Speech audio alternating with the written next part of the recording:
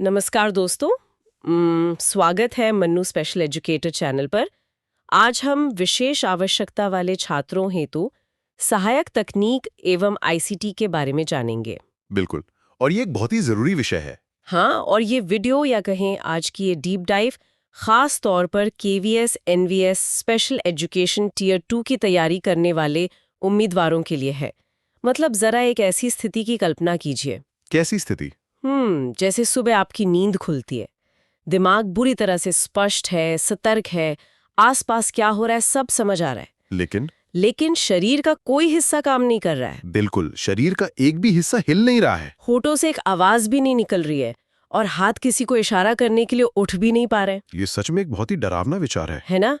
ऐसी स्थिति में अगर आपको केवल एक घूंट पानी चाहिए हो तो दुनिया को ये बात कैसे बताई जाएगी? मतलब एक पूरी तरह से काम करने वाला दिमाग एक ऐसे शरीर में कैद है जो प्रतिक्रिया नहीं दे सकता। असल में बहुविकलांगता, जिसे हम एमडी कहते हैं, उन छात्रों के लिए ये रोजमर्रा की सच्चाई होती है। सही कहा। और आज की इस डीप डाइव में हम ठीक इसी गंभीर चुनौती और इसके तकनीकी समाधानों पर चर्चा करेंगे। और ये चर्चा केवीएस और एनवीएस उम्मीदवारों के लिए बहुत काम आने वाली है। हाँ, क्योंकि आज हम सहायक तकनीक यानी असिस्टिव टेक्नोलॉजी और आईसीटी के वास्तविक विज्ञान को समझेंगे। अक्सर जब तकनीक शब्द सामने आता है तो दिमाग में सबसे पहले क्या आता है? शायद महंगे स्मार्टफोन या वर्चुअल रियलिटी वाले चश्मे। बिल्कुल। लेकिन आज का हमारा मिशन ये समझना है कि कैसे एकदम सरल भौतिक उपकरणों से लेकर उन्नत हाईटेक डिवाइस तक उन छात्रों को आवाज, नियंत्रण और स्वतंत्रता देते हैं जिनके पास दुनिया से जुड़ने का कोई और रास्ता नहीं है। ठीक है, आइए इसे विस्तार से समझते हैं। और मैं यहाँ जुड़ना चाहूँगा कि ये एक बहुत ही शक्तिशाली दृष्टिकोण है, क्योंकि जब विशेष शिक्षा में तकनीक की बात होती है तो अक्सर एक बहुत बड़ी गलती देखने को मिलती है। कैसी गलती? लोग सिर्फ उपकरणों के नाम और उनके काम की एक लिस्ट रटने लगते हैं, मतलब परीक्षा के लिए बस याद कर लिया। अरे हाँ, वो तो बहुत आम है। लेकिन आज की ये चर्चा क्या के बारे में नहीं है, बल्कि कैसे और क्यों के बारे में है। मतलब उपकरण कैसे काम करता है। हाँ, और ये एक छात्र के मस्तिष्क की बनावट, उसके आत्मविश्वास और उसके आसपास की दुनिया के साथ उसके रिश्ते को मनोवैज्ञानिक स्तर पर क्यों बदल लेता है। अच्छा, तो हम इसके पीछे के मनोविज्ञान को भी समझेंगे। बिल्कुल। जब आप इसके पीछे के तंत्र को समझ लेते हैं तो किसी भी परीक्षा का कोई भी व्यावहारिक प्रश्न हो, चाहे वो कितना भी घुमावदार क्यों ना हो, एकदम सही, उसे हल करना बहुत स्वाभाविक हो जाता है। ये बिल्कुल सही दिशा है। तो चलिए इस प्रक्रिया को एकदम बुनियादी स्तर से डिकोड करते हैं।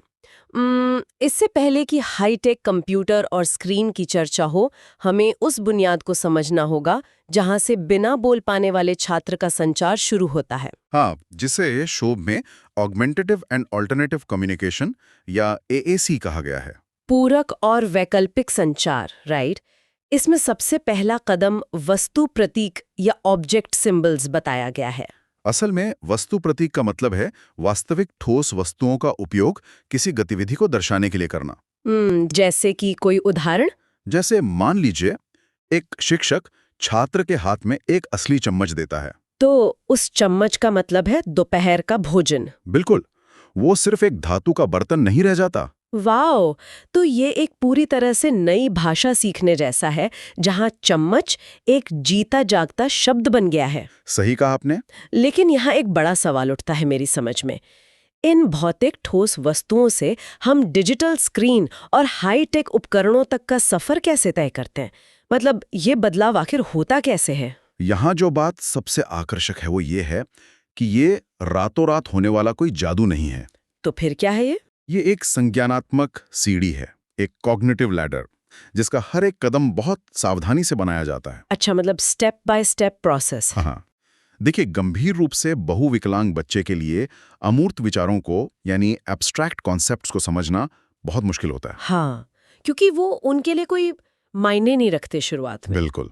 लेकिन एक असली चम्मच ठोस है, उसे छुआ जा सकता है, उसका वजन महसूस किया जा सकता है। और जब बच्चा उस असली चम्मच को भोजन के अनुभव से जोड़ने लगता है तब उसके मस्तिष्क में संचार का पहला न्यूरल नेटवर्क बनता है। अरे वाह, ये तो बहुत गहरी बात है। और इसके बाद इस सीढ़ी का अगला कदम आता है चित्र या फोटो संचार। मतलब पिक्चर कम्युनिकेशन, जहां असली चम्मच की जगह कार्डबोर्ड पर छपी तस्वीर आ जाती है। एकदम सही।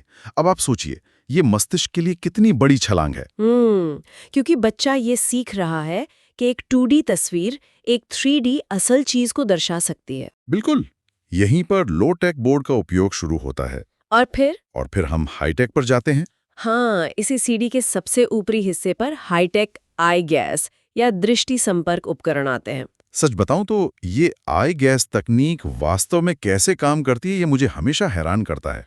ये काफी एडवांस है, सुनने में तो ये किसी साइंस फिक्शन हॉलीवुड फिल्म जैसा लगता है। लेकिन इसके पीछे का विज्ञान बहुत ही सटीक है। इन उपकरणों में छोटे इंफ्रारेड कैमरे लगे होते हैं। अच्छा। इंफ्रारेड, हाँ। ये कैमरे लगातार छात्र की आंख की पुतली से टकराकर लौटने वाले अदृश्य प्रकाश को ट्रैक करते हैं। वाओ। तो जब छात्र स्क्रीन पर बनी चम्मच की तस्वीर को घूरता है तो क्या होता है? तो कैमरा उसकी दृष्टि के कोण को मापता है और स्क्रीन पर कर्सर को ठीक उसी जगह ले जाता है। और क्लिक कैसे होता है? बस कुछ सेकंड तक वहां देखने पर वो तस्वीर अपने आप क्लिक हो जाती है। कमाल है। और इसके बाद वाणी उत्पादक उपकरण यानी स्पीच जनरेटिंग डिवाइस का काम शुरू होता है, जो एक आवाज निकालता है। हाँ, वो रिकॉर्ड की गई आवाज में कहता है, मुझे भूख लगी है। रोंगटे खड़े कर देने वाला है ये। जो बच्चा अपने गले की मांसपेशियों को नियंत्रित नहीं कर सकता, वो केवल अपनी आंखों की हलचल से अपनी बात कह देता है। असल में ये सिर्फ एक उपकरण नहीं है, तो क्या है? ये उस बच्चे को उसका वजूद वापस लौटाने का विज्ञान है। सच में यह विज्ञान हैरान करने वाला है। लेकिन यहाँ मुझे एक बहुत बड़ी व्यावहारिक समस्या दिखाई देती है। वो क्या? देखिए, संचार का माध्यम तो मिल गया, एक डिवाइस भी मौजूद है, लेकिन अगर किसी छात्र की शारीरिक सीमाएं इतनी गंभीर है कि वह अपना हाथ तक नहीं उठा सकता, हाँ, एमडी के मामलों में ये बहुत आम है। और मान लीजिए उसकी आंखों की मांसपेशियां भी स्थिर नहीं है, तो वह इन उपकरणों को छुएगा या देखेगा कैसे? ये एक बहुत ही अहम बिंदु है। यहाँ बात सच में बहुत दिलचस्प हो जाती है, क्योंकि हमारी रूपरेखा का अगला हिस्सा प्रवेश और सुलभ तकनीक यानी एक्सेस टेक्नोलॉजी के इर्द गिर्द घूमता है। बिल्कुल, भौतिक बाधाओं को पार करना। हाँ, इसमें स्विच का जिक्र है जो तकनीक को सक्रिय करते हैं, और साथ ही पर्यावरण नियंत्रण यानी एनवायरमेंटल कंट्रोल की बात की गई है। जहाँ स्विच से कमरे की रोशनी या खिलौने नियंत्रित होते हैं। बिल्कुल, मतलब आज के समय में जब हम घर में कहते हैं एलेक्सा लाइट चालू कर दो, तो ये हमारे लिए एक विलासिता है, एक लग्जरी है। सही कहा। लेकिन जरा सोचिए, एक एमडी छात्र के लिए जो अपने बिस्तर से हिल नहीं सकता, अपने कमरे की रोशनी खुद चालू कर पाना, ये उसके लिए बहुत बड़ी बात है। हाँ, ये सिर्फ आराम नहीं है, ये अपनी दुनिया पर अधिकार जमाने जैसा है। ये तुलना बिल्कुल सटीक है। जो हमारे लिए महज एक सुविधा है, वो उनके लिए एक बुनियादी मानवाधिकार है। सच में। और आपने जो सवाल उठाया कि गंभीर शारीरिक सीमाओं वाले छात्र इन तक पहुंचेंगे कैसे, हाँ, वो इस्तेमाल कैसे करेंगे? उसका उत्तर इन स्विचों की संवेदनशीलता में छिपा है। स्विच केवल एक बटन दबाने तक सीमित नहीं है। अच्छा, तो और किस तरह की स्विच होते हैं? कुछ प्रॉक्सिमिटी स्विच होते हैं जिन्हें छूने की भी जरूरत नहीं होती। बिना छुए कैसे? उनके पास केवल हाथ या सिर का कोई हिस्सा लाने से ही वे सक्रिय हो जाते हैं। अरे वाह, सेंसर की तरह। बिल्कुल। और कुछ इतने संवेदनशील माइक्रो स्विच होते हैं जो केवल जबड़े की मांसपेशी के हल्के से फड़कने को भी पकड़ लेते हैं। वाओ, मतलब हल्की सी हलचल और मशीन काम कर देगी। हाँ, लेकिन इन सबसे भी महत्वपूर्ण एक और चीज है जिसे अक्सर हम नजरअंदाज कर देते हैं। वो क्या है? Mounting system. माउंटिंग सिस्टम मतलब उपकरणों को टिकाने वाले स्टैंड या एडजस्टेबल आर्म्स। हाँ, ये इतना महत्वपूर्ण क्यों है? मुझे तो ये बहुत आम सी चीज लग रही है। देखिए, अगर हम इसे व्यापक संदर्भ में देखें तो मान लीजिए कि एक छात्र के पास दुनिया का सबसे उन्नत उपकरण है। ठीक है। और एक ऐसा माइक्रो स्विच भी ले है जो उसके जबड़े की हल्की सी हलचल से काम करता है। हाँ, जो हमने भी बात की। लेकिन अगर वो स्विच उसकी पहुंच से सिर्फ आधा इंच भी दूर सेट किया गया है, ओह, तो वो करोड़ों की तकनीक कचरे के समान है। ये तो मैंने सोचा ही नहीं। अगर वो पहुंच ही नहीं पा रहा तो तकनीक का क्या फायदा? बिल्कुल। माउंटिंग सिस्टम जो व्हीलचेयर या बिस्तर से जुड़े होते हैं, ये सुनिश्चित करते हैं कि उपकरण बिल्कुल सही कोण और मिलीमीटर की सटीकता के साथ छात्र के पास हो। मतलब ठीक उस हिस्से के पास जो काम कर रहा है। हाँ, यह तकनीक और छात्र के शरीर के बीच का वह अनिवार्य पुल है जिसके बिना सब कुछ बेकार है। ये सच में केवीएस और एनवीएस के उम्मीदवारों को हमेशा याद रखना चाहिए। एक्सेस का मतलब सिर्फ डिवाइस खरीदना नहीं है, बल्कि उसकी भौतिक स्थिति को सटीक बनाना है। एकदम सही। पोजिशनिंग सबसे जरूरी है। ये एक बहुत बड़ा नजरिया है। महंगी तकनीक तब तक बेकार है जब तक वो सही जगह पर ना हो। बिल्कुल। चलिए इस पूरी थ्योरी को किताबों से निकालकर एक वास्तविक कक्षा के परिदृश्य में काम करते हुए देखते हैं। हमारे पास एक बहुत ही स्पष्ट केस स्टडी है। हाँ, उस केस स्टडी पर नजर डालते हैं। कक्षा में एक गंभीर एमडी वाला छात्र है। उसकी शारीरिक गति बहुत सीमित है, वो बोल नहीं सकता और उसे दृष्टि बाधा भी है। और वो व्हीलचेयर पर है। हाँ, अब उसके सिर के बाईं ओर एक हेड स्विच लगाया गया है, जिसे माउंटिंग सिस्टम की मदद से बिल्कुल सही जगह पर सेट किया गया होगा। बिल्कुल। और ये स्विच सिर के हल्के घुमाव से काम करता है। इस पूरे उपकरण में केवल 4 संदेश रिकॉर्ड किए गए हैं। सिर्फ 4? हाँ, नमस्ते, मुझे मदद चाहिए, मुझे और चाहिए और मुझे ब्रेक चाहिए। अच्छा। और नाश्ते के समय ये छात्र अतिरिक्त क्रैकर्स मांगने के लिए अपने सिर को हल्का सा घुमाता है और मुझे और चाहिए संदेश सक्रिय करता है। बहुत बढ़िया। लेकिन यहाँ मेरे मन में एक सवाल स्वाभाविक रूप से उठता है। पूछिए। आज के स्मार्टफोन के युग में जहाँ शब्दों की कोई कमी नहीं है, क्या अपनी पूरी बात कहने के लिए सिर्फ 4 संदेश पर्याप्त है? मतलब क्या हम उस छात्र को अभिव्यक्ति के एक बहुत छोटे से पिंजरे में कैद नहीं कर रहे हैं? ये बहुत ही शानदार और आलोचनात्मक प्रश्न है। पहली नजर में देखने पर ऐसा ही लगता है कि केवल 4 संदेश बहुत बड़ी सीमा है। हाँ, मुझे तो ऐसा ही लगा। लेकिन अगर हम इन 4 संदेशों के मनोविज्ञान की गहराई में जाएं, तो ये संचार की सबसे शक्तिशाली और बुनियादी मानवीय जरूरतों का प्रतिनिधित्व करते हैं। वो कैसे? देखिए, नमस्ते कहने का मतलब सिर्फ अभिवादन नहीं है। तो फिर क्या है?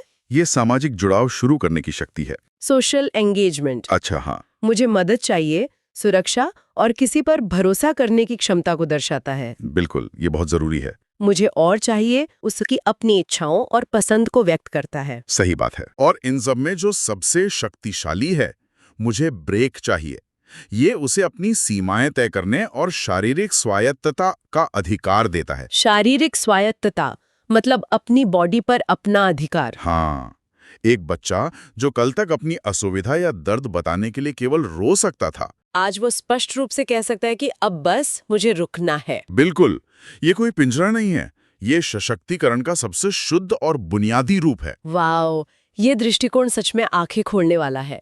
मुझे ब्रेक चाहिए एक ऐसा हथियार है जो उस बच्चे को नियंत्रण देता है। एकदम सही। अच्छा, इस केस स्टडी में एक और तकनीकी विवरण है जो मेरा ध्यान खींचता है। ये बताया गया है कि छात्र की गति की सीमा में बदलाव के अनुसार स्विच को साप्ताहिक रूप से समायोजित किया जाता है। Weekly adjustment. हाँ, इसका क्या मतलब है? मतलब क्या एक बार स्विच लगा देना काफी नहीं है? रोज रोज क्यों बदलना? बिल्कुल नहीं। और यही वो जगह है जहां स्पेशल एजुकेशन का असली विज्ञान काम करता है। अच्छा। उनके बैठने का पोस्चर बदल सकता है। ओहो, मतलब जो सिर का घुमाव आज उनके लिए आसान है, हो सकता है अगले हफ्ते मांसपेशियों में अकड़न के कारण वो संभव ही ना हो। आप समझी। तो साप्ताहिक समायोजन ये प्रमाणित करता है कि तकनीक कोई जादू की छड़ी नहीं है। बिल्कुल, ये एक निरंतर चलने वाली मानवीय प्रक्रिया है। मतलब एक विशेष शिक्षक को लगातार छात्र की शारीरिक स्थिति का आकलन करना पड़ता है। हाँ, और उसके अनुसार तकनीक को कैलिब्रेट करना पड़ता है। तकनीक तभी सफल होती है जब उसके पीछे एक संवेदनशील और चौकस इंसान मौजूद हो। यानी तकनीक और मानवीय निगरानी का एक अटूट रिश्ता है। ये बहुत बड़ी बात है। हाँ। बुनियादी संचार और सुलभता की इस नींव को समझने के बाद अब हम चर्चा के अगले महत्वपूर्ण चरण की ओर बढ़ सकते हैं। बिल्कुल, शिक्षा की ओर। हाँ, संचार स्थापित होने के बाद इन उपकरणों का उपयोग वास्तविक शिक्षा और संज्ञानात्मक विकास के लिए कैसे किया जाता है? Cognitive development, right? रूपरेखा में शैक्षणिक और आईसीटी संसाधन के तहत कारण प्रभाव सॉफ्टवेयर या कॉज इफेक्ट सॉफ्टवेयर का वर्णन है। हाँ, ये बहुत ही दिलचस्प टूल्स होते हैं। ये ऐसे सरल कंप्यूटर प्रोग्राम हैं जहां एक स्विच दबाने से स्क्रीन पर तुरंत कोई दृश्य या ध्वनि उत्पन्न होती है, जैसे कि बुलबुले फूटना या तेज संगीत बजना। बिल्कुल।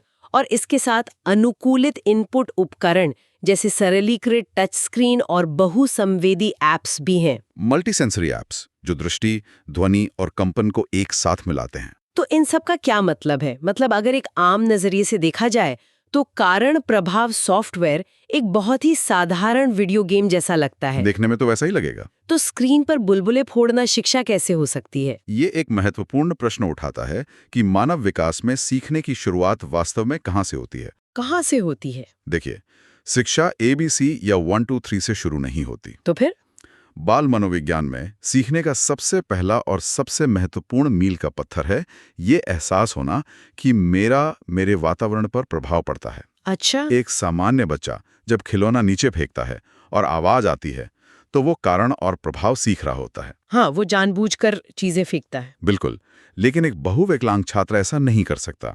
वो अपने आसपास की दुनिया को अपनी मर्जी से बदल नहीं सकता। ये तो बहुत हताश करने वाला होता होगा। इसीलिए जब वो एक स्विच दबाता है और तुरंत स्क्रीन पर रंग बिरंगे बुलबुले फूटते हैं तो क्या होता है? तो उसके मस्तिष्क में एक नया न्यूरल कनेक्शन बनता है। ये सिर्फ बुलबुले फोड़ना नहीं है, ये एजेंसी और नियंत्रण की खोज है। वाओ! बच्चा समझता है कि मैं इस दुनिया में हूँ और मेरे कुछ करने से कुछ बदलता है। एकदम सही। और बहुसंवेदी ऐप्स इस अनुभव को और भी सुलभ बनाते हैं। वो कैसे मदद करते हैं? मान लीजिए अगर बच्चे को कम दिखाई देता है तो जब वो स्क्रीन छूता है तो डिवाइस में कंपन होता है। वाइब्रेशन। हाँ, और तेज आवाज आती है। ये उन संवेदी चैनलों का उपयोग करता है जो खुले हैं ताकि मस्तिष्क तक संदेश पहुंच सके। ये बहुत ही गहरी बात है। बुनियादी मानवीय विकास के उस चरण को तकनीक के माध्यम से कृत्रिम रूप से बनाया जा रहा है। हाँ, जो वे शारीरिक सीमाओं के कारण प्राकृतिक रूप से अनुभव नहीं कर पाए। इस कारण प्रभाव से आगे की यात्रा को समझने के लिए एक और बहुत ही दिलचस्प क्लासरूम केस स्टडी पर गौर करना जरूरी है। बिल्कुल। दूसरी केस स्टडी? यहाँ एक एमडी वाला छात्र एक स्टैंडिंग फ्रेम में खड़ा है। अच्छा, खड़े होने की स्थिति में? हाँ, और उसकी ठीक आंखों के स्तर पर एक बड़ी टच स्क्रीन लगी हुई है। स्क्रीन पर वही सरल कारण प्रभाव वाला ऐप है। कहीं भी छुओ और एक रंगीन आकार और ध्वनि उत्पन्न होगी। बिल्कुल वही। इस पूरी प्रक्रिया में शिक्षक की भूमिका बहुत ध्यान देने योग्य है। शिक्षक शुरुआत में छात्र के हाथ को पकड़कर स्क्रीन तक ले जाता है और उसे छुआता है। लेकिन फिर धीरे धीरे शिक्षक अपनी इस मदद को कम कर देता है। छात्र सीख जाता है कि उसके जानबूझकर किए गए स्पर्श से प्रभाव पड़ता है। ये बहुत महत्वपूर्ण चरण है। और सबसे बड़ी बात, यही कौशल बाद में संचार ऐप में अपनी पसंद की चीज चुनने के लिए आधार बनता है। यहाँ तकनीक से ज्यादा शिक्षक द्वारा धीरे धीरे मदद कम करने का तरीका ध्यान खींचता है। बिल्कुल। और स्पेशल एजुकेशन की तकनीकी भाषा में इसे स्कैफोल्डिंग और प्रॉम्प्ट्स को फेड करना कहा जाता है। प्रॉम्प्ट्स को फेड करना, राइट। टियर 2 की तैयारी करने वालों के लिए ये एक मुख्य सिद्धांत है। अच्छा, इसे थोड़ा और समझाएंगे? शिक्षक पहले पूर्ण शारीरिक सहायता देता है, फुल फिजिकल प्रॉम्प्ट, फिर उसे कम करके कोहनी तक लाता है, फिर केवल इशारा करता है और अंततः छात्र स्वतंत्र हो जाता है। हाँ, अगर शिक्षक हमेशा उसका हाथ पकड़े रहेगा तो बच्चा कभी नहीं सीखेगा कि वो खुद भी ये कर सकता है। सही बात है। लेकिन इस केस स्टडी में एक और बहुत ही सूक्ष्म शारीरिक विज्ञान छिपा है। वो क्या? वो है स्टैंडिंग फ्रेम का उपयोग और स्क्रीन का आंखों के स्तर पर होना। हाँ, ये एक बहुत ही वाजिब सवाल है। जब बच्चा व्हीलचेयर पर आराम से बैठ सकता था तो उसे स्टैंडिंग फ्रेम में खड़ा क्यों किया गया? इससे क्या फर्क पड़ता है? इसका सीधा संबंध शारीरिक स्थिति और मानसिक सतर्कता के विज्ञान से है। मानसिक सतर्कता? हाँ, जब कोई बच्चा खड़ा होता है तो उसका वेस्टिबुलर सिस्टम सक्रिय होता है। Vestibular system. रक्त संचार बेहतर होता है और उसकी चेतना का स्तर बढ़ जाता है। वो सीखने के लिए शारीरिक रूप से अधिक तैयार होता है। अरे वाह, तो खड़े होने से उनका दिमाग ज्यादा एक्टिव हो जाता है। बिल्कुल। और स्क्रीन को आंखों के स्तर पर रखने का कारण क्या है? ऊर्जा का संरक्षण। ऊर्जा बचाना। कैसे? इन छात्रों के लिए अपनी गर्दन को ऊपर या नीचे मोड़कर रखना बहुत थका देने वाला होता है। हाँ, उनकी मांसपेशियों में वैसे ही कमजोरी होती है। जब स्क्रीन ठीक सामने होती है तो उनकी सारी संज्ञानात्मक ऊर्जा गर्दन संभालने के बजाय उस काम पर लगती है जो वे कर रहे हैं। ये तो बहुत ही कमाल की बात है। मतलब छोटी छोटी डिटेल्स कितना बड़ा फर्क पैदा करती हैं। सच में। अचानक हुए एक अनजाने स्पर्श से लेकर यह समझना कि मेरे छूने से आवाज आती है, और फिर उसी समझ का उपयोग यह चुनने के लिए करना कि मुझे सेब खाना है या केला। ये केवल शिक्षा नहीं है। तो ये क्या है? जो बच्चा पूरी तरह से दूसरों पर निर्भर था, उसके लिए ये एक बहुत बड़ी मनोवैज्ञानिक जीत है। यह उसके जीवन में स्वतंत्रता का पहला स्वाद है। स्वतंत्रता का पहला स्वाद। यह विचार अपने आप में रोंगटे खड़े कर देने वाला है। बिल्कुल। इन सभी पहलुओं पर गहराई से विचार करने के बाद एक बात पूरी तरह स्पष्ट हो जाती है।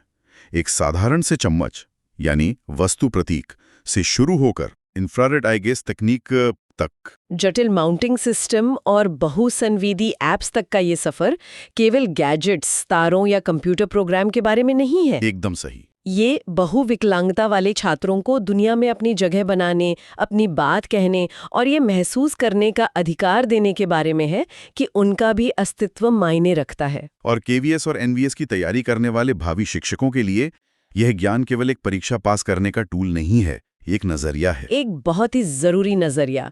एक शिक्षक के रूप में ये दृष्टि विकसित करना कि जो बच्चा प्रतिक्रिया नहीं दे पा रहा है वो असल में अक्षम नहीं है। बिल्कुल, बल्कि शायद वो सही एक्सेस टेक्नोलॉजी और सही एएससी उपकरण की प्रतीक्षा कर रहा है। क्या बात है। और उस तकनीक और उस बच्चे की क्षमता के बीच का सबसे महत्वपूर्ण पुल वो शिक्षक ही होता है। मैं इससे पूरी तरह सहमत हूँ। शिक्षक ही वो चाबी है। ये सच में एक बहुत बड़ी जिम्मेदारी है। इस गहन चर्चा को समाप्त करने से पहले मुझे लगता है एक बहुत ही महत्वपूर्ण विचार साझा करना उचित होगा। हाँ, जरूर। आज की चर्चा से ये सामने आया कि कैसे एक छोटा सा सही जगह पर लगा हुआ हेड स्विच एक गंभीर रूप से विकलांग छात्र को ये सिखा सकता है कि उसमें अपने आसपास के वातावरण को नियंत्रित करने और अपनी ज़रूरतें बताने की असीम शक्ति है। हाँ, ये उस एक छात्र के लिए पूरी दुनिया बदलने जैसा है। तो श्रोताओं, ये विचार करने योग्य है, यदि एक साधारण सा स्विच इतना सशक्तिकरण ला सकता है तो क्या हमारी पूरी शिक्षा प्रणाली और कक्षाओं के डिजाइन को कुछ इस तरह नहीं बदला जाना चाहिए कि स्कूल में कदम रखने वाला हर एक छात्र, चाहे उसकी क्षमताएं कुछ भी हों, पहले ही दिन से उसी स्तर के सशक्तिकरण, नियंत्रण और एजेंसी का अनुभव कर सके? इस सवाल के निहितार्थ सच में बहुत गहरे हैं। जरूर विचार कीजिएगा। इस डीप डाइव में शामिल होने के लिए धन्यवाद दोस्तों, और इस विषय की अपनी खोज जारी रखें। मिलते हैं अगले एपिसोड में।